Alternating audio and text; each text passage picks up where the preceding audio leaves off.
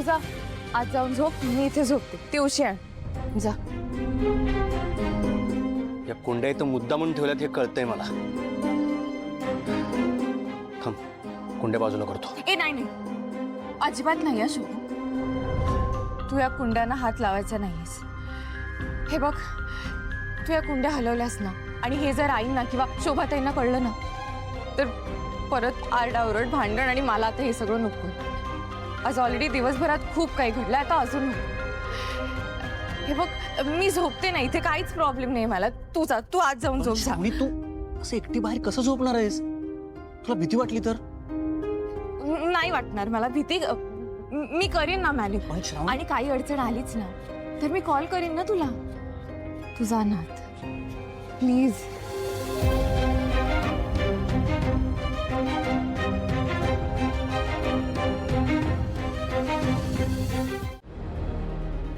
काकूला phone करून विचारू का बाबा कसे आहेत ते?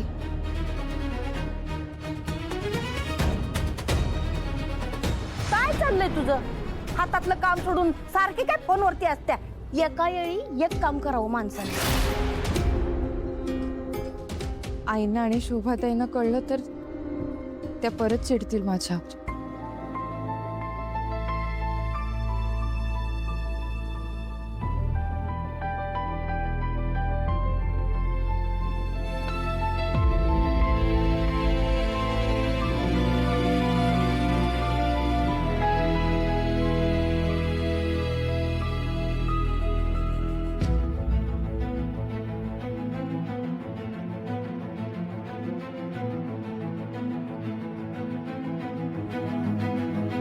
श्रावणी,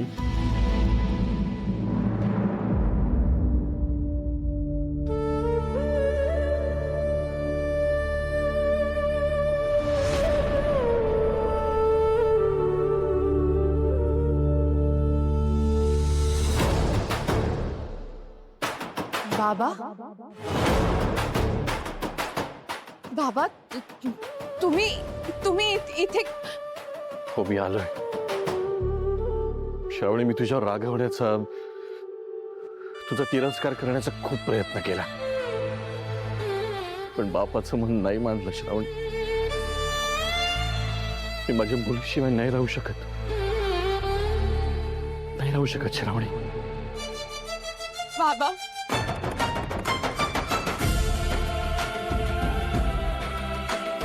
तुझी ओळख तुला पोसावी लागेल की एका मंत्र्याची तू पोरगी आहेस.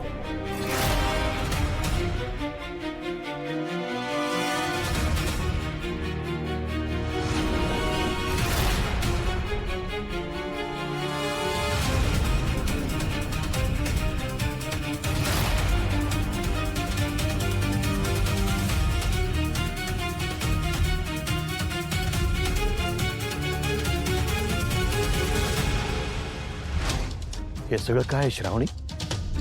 आयुष्यभर माझी मुलगी माझ्या बंगल्यात राहिली आणि आज अशी जमिनीवर झोपते. श्रावणी, हे लोक तुझे इतके हाल करतायत आणि तरी तू काहीही न बोलता सगळं निमूटपणे सहन करतेस. चल आपल्या घरी चल, मी तुला न्यायला आलोय. श्रावणी, मी तुमच्या दोघांचाही स्वीकार करायला तयार आहे. शुभू कुठे आहे? बोलो शुभूला, चल आपण आपल्या घरी जाऊया. चल.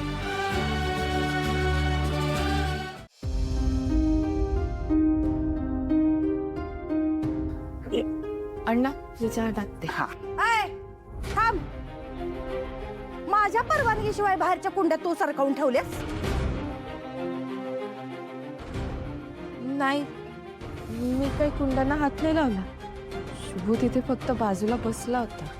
अच्छा, म्हणजे तुमचं दोघांचं प्रेम एवढं उतू चाललं होतं की जवळ जवळ बसायचं होतं तुम्हा दोघांनी? लाज कशी वाटत नाही तुम्हाला? आम्ही तर म्हणतो आई, अजून 4 कुंड्या लावायला पाहिजे होत्या तू. नाही म्हणजे या पोरीला ना फक्त उभं राहायला जागा उरली पाहिजे आणि तिच्या या बैलाला, तिला तर फट पण नाही उरली पाहिजे त्याच्या बाजूला बसायला.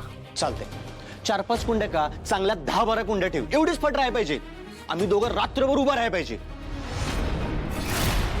पण एक गोष्ट लक्षात ठेव शोभाताई, मी माझ्या बायकोला रात्री एकटी बाहेर झोपू देणार नाही.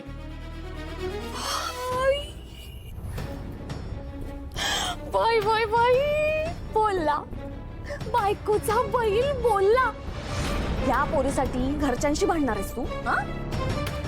तायडे, जरा तोंड सांभाळून बोला. आणि आई, एकदा ना या शोभाताईला बाहेर झोपायलाच लाव एकटी, म्हणजे हिला कळल. लाज नाही वाटत? लाज नाही वाटत का? स्वतःच्याच बहिणीला असं रस्त्यावर झोपायला सांगतो, लाज नाही वाटत तुला? असा कसा रे कपटी नालायक तू? हा? होय, मी नालायक आहे ना, मी कपटे आहे ना, मग बाहेर एकटं झोपायला हरकत काय तुझी? बाहेर लोकांच्या नजरा वाईट असतात. आम्ही जर बाहेर गेलो झोपायला आणि देव ना करो काय वाईट साईड झाला आमच्या बरोबर, मग काय करणार आहे आम्ही? आणि मुळात आम्ही बाहेर झोपायचंच का? आमच्या हक्काचं घर आहे, हक्काचा बाप आहे, हक्काची आई आहे. आणि आम्ही काय भिकारी का आणत नाही कोण बाहेर झोपायला? आता तुला आठवतंय वाईट साईड होईल, राक्षसाचे चेहरे आता तुला दिसतात, माझ्यावर काहीतरी होईल. हं? श्रावणी पण एक स्त्री आहे, हे विसरलीस तू? तिला छळताना काय नाही वाटत तुम्हाला? अगं लाजा विकून खाल्लेत का तुम्ही? अगदी बरोबर बोललाय शुभ. आणि शोभाताई, तुझ्यापेक्षा चांगले दिवस तिने बघितलेत. साहेबांची पोरगी आहे, आपल्या सगळ्यांपेक्षा लायकी तिची जास्त आहे, तरी पण हे ती सगळं सहन करायलंय आणि तुम्ही तिला छळत सुटलाय. ही मिनिस्टरची पोरगी होती, पण आता ती शेलारांची सून आहे. आणि ही गोष्ट तू आणि ही दोघं डोक्यात एकदम फिट्ट करून घ्या काय. आणि हिनं जो नालायकपणा केलाय ना, तो नालायकपणा करून ती या घरात आलीये, म्हणून शिक्षा मिळते. तायडे, तोंड बंद करा आता.